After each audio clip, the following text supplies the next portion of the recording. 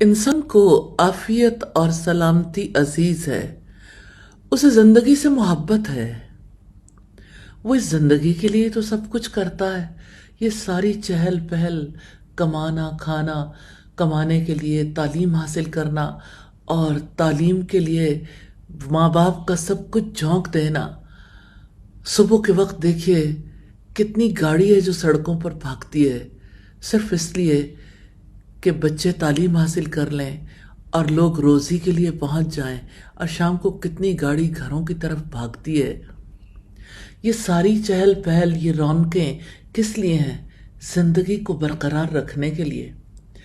زندگی سے اتنی محبت ہے انسان کو، اس زندگی کے لیے، اس زندگی کی بقا کے لیے جس نے فنا ہو جانا ہے، انسان اپنا سب کچھ جھونک دیتا ہے، اپنا وقت، اپنی صلاحیتیں، اپنا مال بھی، اپنا سب کچھ وہ اسی زندگی کے لیے وارتا ہے۔ اس زندگی کی حفاظت کے لیے کتنی ریسرچز، کتنی انوینشنز، کتنی فارماسوٹیکل کمپنیز، کتنے میڈیکل کالجز اور کتنا بڑا سلسلہ ہاسپٹلز کا کام کرتا ہے زندگی کے لیے۔ زندگی سے انسان کو کتنی محبت ہے۔ آپ کیا کہتے ہیں؟ یہ ساری فیکٹریز، یہ ساری ملیں، یہ شاپس، یہ مالز اور یہ بینکس اور یہ سب کچھ، یہ کس لیے ہے؟ زندگی کے لیے۔ لیکن زندگی کے معنی کتنے مختلف ہیں دو طرح کے لوگوں میں۔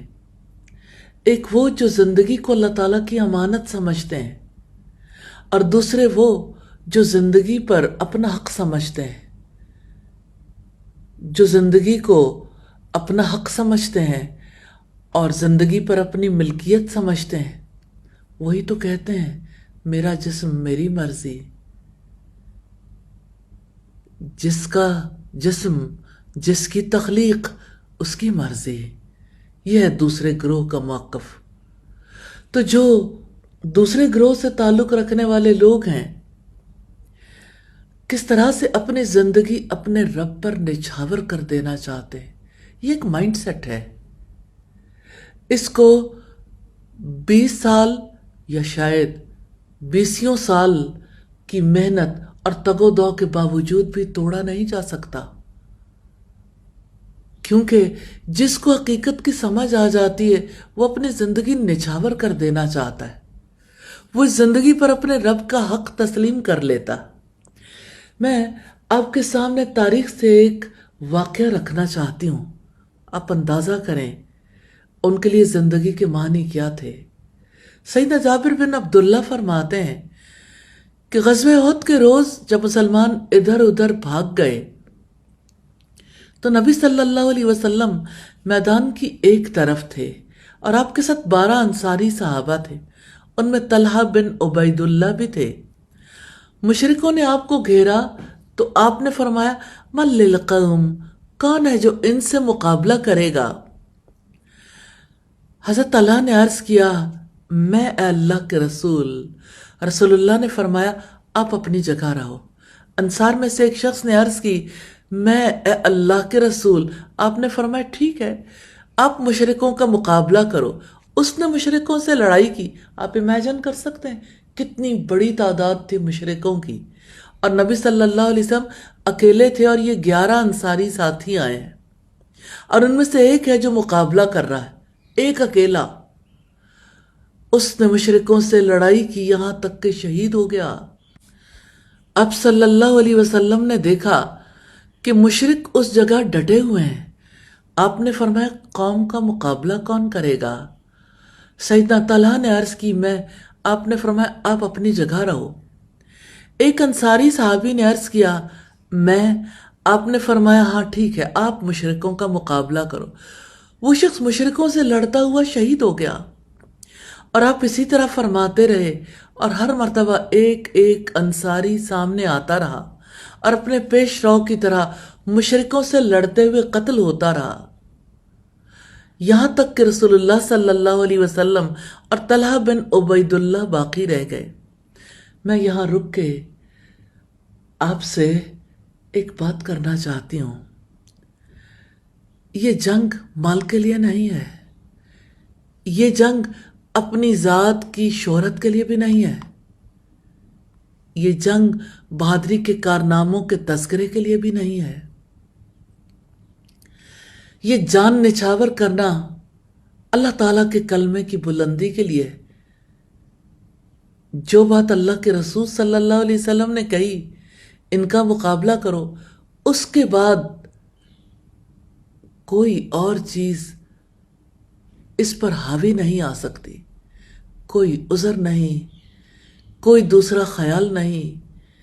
زندگی سے تو سبھی کو محبت ہوتی ہے، جانتے تھے کہ ہمارا مشرکوں سے لڑنا دراصل موت ہے، کتنی چاہت سے موت کو گلے لگایا، کیونکہ شہید کی جو موت ہے وہ قوم کی حیات ہے، کیونکہ اللہ رب العزت نے فرمایا وَلَا تَقُولُوا لِمَنْ يُقْتَلُ فِي سَبِيلِ اللَّهِ أَمْوَاتٌ، جو لوگ اللہ کی راہ میں مارے جائیں انہیں مردہ مت کہو، بل احیاء وَلَكِنْ لَا تَشْعُرُونَ، بلکہ وہ زندہ ہیں لیکن تم شعور نہیں رکھتے۔ شہداء کی زندگی کا آپ کو شعور نہیں ہے، یہ ہے رب العزت کا فرمان۔ اور آپ سوچیں 10 ساتھی شہید ہو چکے، تو اللہ کے رسول نے پوچھا مشرکوں کی قوم کا مقابلہ کون کرے گا؟ تو سیدنا طلحہ فرمانے لگے میں۔ سیدنا طلحہ نے 11 انصاریوں کے برابر لڑائی کی، لڑائی کے درمیان ان کے ہاتھ پر وار ہوا اور ان کی انگلیاں کٹ گئیں، انہوں نے حس کہا یعنی سی، تو نبی صلی اللہ علیہ وسلم نے فرمایا لو قلت بسم اللہ لرفعتك الملائكة والناس ينظرون ثم رد اللہ المشرکین۔ آپ نے فرمایا طلحہ اگر آپ بسم اللہ کہتے، اگر آپ بسم اللہ کہتے تو فرشتے سب لوگوں کے سامنے آپ کو اٹھا لیتے۔ اس کے بعد اللہ تعالیٰ نے مشرکوں کو واپس لوٹا دیا۔ سبحان اللہ، کٹی ہوئی انگلیوں کے ساتھ بھی اللہ کے رسول صلی اللہ علیہ وسلم کی بات کو ترجیح دے رہے ہیں۔ سیدنا قیس فرماتے ہیں میں نے طلحہ کا ہاتھ دیکھا جو نبی کریم صلی اللہ علیہ وسلم کا دفاع کرتے ہوئے زخمی ہوا تھا۔ طلحہ رضی اللہ تعالیٰ عنہ گڑھے میں گر گئے تھے اور ان کے جسم پر کم و بیش 70 زخم تھے۔ اللہ اکبر، اللہ اکبر، ان کا ہاتھ کتنا خوش نصیب تھا جسے اللہ تعالیٰ نے اپنے لیے قبول کر لیا۔ وہ کتنے خوش نصیب لوگ تھے جنہیں اللہ تعالیٰ کی خاطر زخم کھانے کا موقع ملا۔ اللہ تعالیٰ کے ہاں وہ کتنا سرخرو ہوں گے، کیسے انہوں نے ایک موت کو گلے سے لگایا اور ہمیشہ کے لیے امر ہو گئے۔ ہاں وہ زندگی کا مطلب سمجھتے تھے، ہاں وہ جان دینے کی حقیقت کو سمجھتے تھے، ہاں وہ اللہ تعالیٰ سے سچی محبت کرتے تھے۔ یا ارحم الراحمین، ہمیں بھی زندگی کا ایسا شعور نصیب فرمائیے اور ہمیں بھی اپنے راستے میں الہی اپنا سب کچھ وارنے کی توفیق عطا فرمائیے، اپنا تن من دھن الہی ہمیں آپ کے راستے میں لگانا ہے، توفیق عطا فرمائیے، قبول فرمائیے، آمین ثم آمین۔